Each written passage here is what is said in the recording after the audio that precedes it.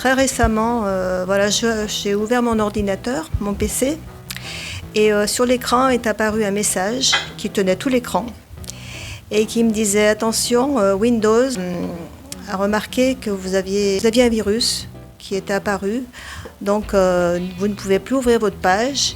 Et dans les 5 minutes qui suivent, appelez tout de suite le 025. » Et je ne pouvais plus rien faire sur mon ordinateur, je ne pouvais plus l'éteindre. Je ne pouvais plus me servir de ma souris. J'étais très surprise, évidemment, je n'avais jamais eu de message comme ça. Et bon, j'ai réfléchi, heureusement. Donc j'ai éteint ma tour, en fait. Et quand j'ai rallumé ma tour, il n'y avait plus de message. Qui n'a pas reçu dans sa boîte mail un message demandant de confirmer ses coordonnées bancaires?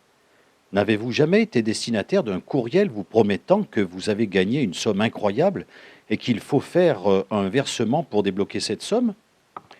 Vous avez certainement été contacté par la gendarmerie vous indiquant que vous avez été repéré comme quelqu'un qui surfe sur des sites pédopornographiques, que vous encourez une lourde peine, sauf si vous acceptez de payer. La mode en ce moment, c'est l'arnaque au compte personnel de formation. On a vu des victimes être appelées par des plateformes téléphoniques, souvent à l'étranger, qui ont essayé de récupérer les identifiants, le numéro de sécurité sociale. En effet, les escroqueries, fraudes et arnaques se sont multipliées sur Internet et sont très répandues.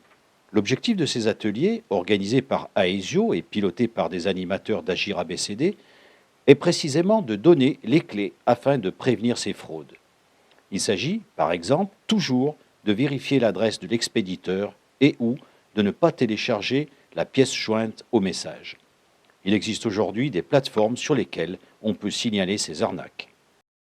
Le service Action sociale et solidaire organise dans les territoires des actions et dispositifs à ce titre et en partenariat avec l'association Agir ABCD, nous organisons ce jour un atelier sur le thème prévention des fraudes et arnaques, comme nous avons organisé il y a quelque temps l'utilisation smartphones et tablettes.